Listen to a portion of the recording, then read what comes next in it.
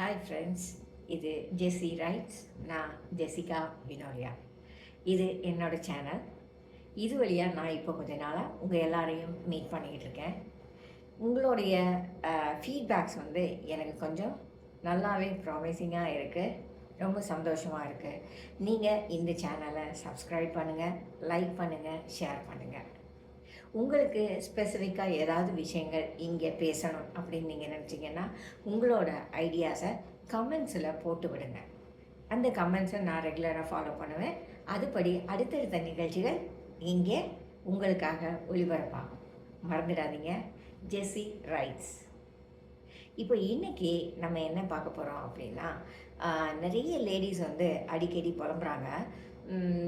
நான் என்ன சமையல் பண்ணினாலும் யாருக்கும் பிடிக்க மாட்டேங்குது, வீட்டில் எல்லாருமே உனக்கு சமைக்க தெரியலன்னு சொல்கிறாங்க.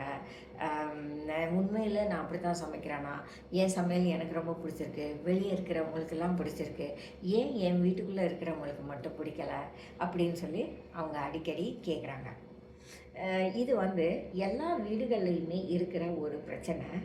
ஏன்னா ஒன்று, இப்போ உள்ளவங்க எல்லாருமே அதிகம் கடைகளில் சாப்பிட்றாங்க. ஸோ அந்த டேஸ்ட்டுக்கு பழகின அவங்களோட நாக்கு உணர்வுகள் வந்து வீட்டு சாப்பாடுக்கு கொஞ்சம் செட் ஆகிறதுக்கு கஷ்டப்படுது. ஏன்னா நாம் வீட்டில் எல்லாத்தையுமே பார்த்து பார்த்து ரொம்ப ஜாக்கிரதையாக சமையல் பண்ணுவோம். உடம்புக்கு ஒத்துக்கணும், கெட்ட விஷயங்கள் எதுவுமே அதில் இருக்கக்கூடாது அப்படின்னு சொல்லி ஃபுட் குவாலிட்டியை நாம் ரொம்ப ரொம்ப கேர்ஃபுல்லாக வச்சுருப்போம். அதை வந்து எல்லோரும் புரிஞ்சிக்க மாட்டாங்க. பெரும்பாலானவங்களுடைய ஆசை வந்து ப்ரிஃபரன்ஸ் வந்து டேஸ்டான உணவு. அதுதான் அவங்களுக்கு அதில் சத்து இருக்கா அல்லது உடம்புக்கு தேவையில்லாத விஷயங்கள் இருக்கா அப்படின்னலாம் நிறைய பேர் பார்க்குறதில்ல. இதனால் வர்றது தான். மற்றபடி பெரும்பாலான பெண்கள் நல்லா தான் சமைக்கிறாங்க. அதை வந்து அவங்க எப்போ அதை ஃபீல் பண்ணலாம் அப்படின்னாக்கா, உங்கள் வீட்டுக்கு புதுசாக ஒருத்தர் வந்தாருன்னா வந்து சாப்பிட்டுட்டு சொல்லுவார் இல்லையா, ரொம்ப நல்லா இருக்கு உங்கள் சாப்பாடு, நீங்கள் நல்லா சமைக்கிறீங்க அப்படின்னு. உண்மை அதுதான். சரியா? இன்னொரு ஃபேக்டர் என்ன இருக்குது அப்படின்னா, பழகிட்டோம்.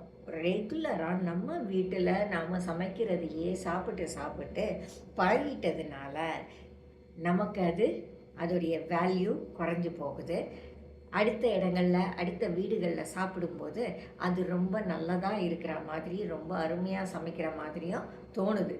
மற்றபடி நம்ம வீட்டு சாப்பாடும் நல்லா தான் இருக்கும்.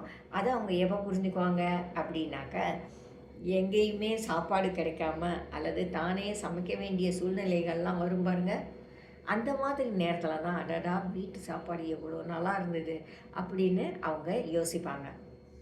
ஏன்னா அப்போ தான் அவங்களுக்கு வந்து ஒரு சோறு பொங்க எவ்வளோ நேரம் ஆகும், ஒரு குழம்பு வைக்க எவ்வளவு நேரம் ஆகும், ஒரு நாள் சமையலை பண்ணுறதுக்கு எவ்வளவு நேரம் ஆகும் அப்படிங்கிறதெல்லாம் அவங்களுக்கு ப்ராக்டிக்கலாக புரியும். அந்த ஒரு சமையல் அப்படிங்கிறதுக்கு எவ்வளவு வேலைகள் அதில் இருக்குது அப்படிங்கிறதும் அவங்களுக்கு புரியும். பெரும்பாலும் பார்த்திங்கன்னா சமையலில் பழக்கம் இருக்கிறவங்க சாமானியமாக அடுத்தவங்க சமையலை குறை சொல்ல மாட்டாங்க. ஏன்னா அதில் எவ்வளவு உழைப்பு அந்த சம்மந்தப்பட்ட நபர் போட்டிருக்காரு அப்படிங்கிறத அவங்களுக்கு கண்டிப்பாக தெரிஞ்சிருக்கும். அதனால அவங்க அதை குறை சொல்ல மாட்டாங்க. சமைச்ச பழக்கம் இல்லாத அடுப்புக்கிட்டேயே போகாத ஜென்ரேஷன் அல்லது போகாத மனிதர்கள் இருக்காங்க இல்லையா, அவங்க ரொம்ப ஈஸியாக குறை சொல்லுவாங்க. பத்தாவதுக்கு சொல்லுவாங்க, எங்கள் அம்மா அப்படி சமைப்பாங்க, எங்கள் அக்கா அப்படி சமைப்பாங்க, எங்கள் வீட்டில எல்லாம் எப்படி சமைப்பாங்க தெரியுமா, இப்படியெல்லாம் சொல்லுவாங்க. ஒரு நாள் ஒரே ஒரு நேரம் அவங்க கிச்சனில் போய் சமைக்கட்டும், அதுக்கு விட்டு பாருங்கள். நீங்கள் என்ன நினைக்கிறீங்களோ அதை நீங்கள் சமைங்க, நாங்கள் பார்க்குறோம் அப்படின்னு சொல்லி விட்டு பாருங்கள். ஒரே நேரத்தில் அவங்களுக்கு தெரிஞ்சு போகும் சமையல்ங்கிறது எவ்வளவு கஷ்டமான வேலை அப்படின்னு. கஷ்டமான வேலை இந்த சென்ஸ், அதில் டைமிங் ரொம்ப முக்கியம், கான்சன்ட்ரேஷன் ரொம்ப முக்கியம், நம்ம போடுற ப்ரொப்போர்ஷன்ஸ் ரொம்ப முக்கியம், பக்குவம் இல்லையா. கொஞ்சம் விட்டுட்டாலும் நம்மளாம் சர்வசாதாரணமாக அந்த இஷ்யூஸ் இப்போ வீடுகளில் இருக்குது. ஃபோன் பேசிக்கிட்டே என்ன பண்ணிடுறோம், அடுப்பில் தீஞ்சு போகுது அல்லது பால் பொங்கி போகுது, இப்படி ஏதோ சம் இஷ்யூஸ் வந்துகிட்டே இருக்குது. அதுக்கு காரணங்கள் எல்லாமே நம்மளுடைய சின்ன சின்ன குறைவுகள் தான். எல்லா வீடுகள்லையும் இதெல்லாம் வரும். மற்றபடி உங்கள் சமையல் நல்லா இல்லைன்னு வீட்டில் யாராவது சொன்னால், அப்படியா அப்படின்னு கேட்டுட்டு போய்க்கிட்டே இருங்க. இதை நீங்கள் பெருசு பண்ணாதீங்க. உங்கள் பக்கம் தப்புகள் இருந்தால் அதை இம்ப்ரூவ் பண்ணுங்கள். சிலர் உண்மையிலேயே அவங்களுக்கு சமையலில் இன்ட்ரெஸ்ட் இருக்க மாட்டேங்குது. ஆகையினால அவங்க அவ்வளோ தூரம் பர்ஃபெக்டாக சமைக்கிறது இல்லை. ஆனாலும் அவங்க தேவையானால் அதை இம்ப்ரூவ் பண்ணிக்க முடியும். அது ஒன்றும் பெரிய கஷ்டம் கிடையாது. ஒரே விஷயம், நம்ம வீட்டில் இருக்கிறவங்களுக்காக நாம் சமைக்கிறோம். நாம் சமைக்கிற சாப்பாட்டை அவங்க நம்பிக்கையோடு சாப்பிட்றாங்க அப்படிங்கிற எண்ணங்கள் நமக்கு இருக்கணும். ஏன்னா வீட்டில் நாம் கொடுக்குற சாப்பாடுங்கிறது நம்மளுடைய அன்பு கலந்தது இல்லையா? அப்படி இருக்கும்போது முடிஞ்ச வரைக்கும் நாம் நம்மளுடைய சமையலை நல்லா செஞ்சு அன்போடு கொடுக்கும்போது நிச்சயமாக அதோடைய குறைகள் பெருசுப்படுத்தப்பட மாட்டாது. அப்படியே யாராவது அதை குறை சொல்கிறாங்க அப்படின்னா அதை சாதாரணமாக எடுத்துக்கிட்டு கடந்து போக பாருங்கள். ஏன்னா அவங்க எல்லாரும் வேறு வேறு சுவைகளுக்கு பழகி இருப்பாங்க. எனக்காவது ஒரு நாள் தங்களுடைய வாழ்க்கையில் தானே சமைக்க வேண்டி வரும்போது அவங்க இதையெல்லாம் ரியலைஸ் பண்ணுவாங்க.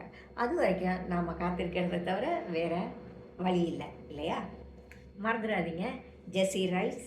நீங்கள் இந்த சேனலை சப்ஸ்கிரைப் பண்ணுங்கள், லைக் பண்ணுங்கள், ஷேர் பண்ணுங்கள். உங்கள் ஃப்ரெண்ட்ஸ் எல்லாருக்குமே நீங்கள் இதை சொல்லுங்கள். மீண்டும் அடுத்த நிகழ்ச்சியிலே சந்திக்கலாம்.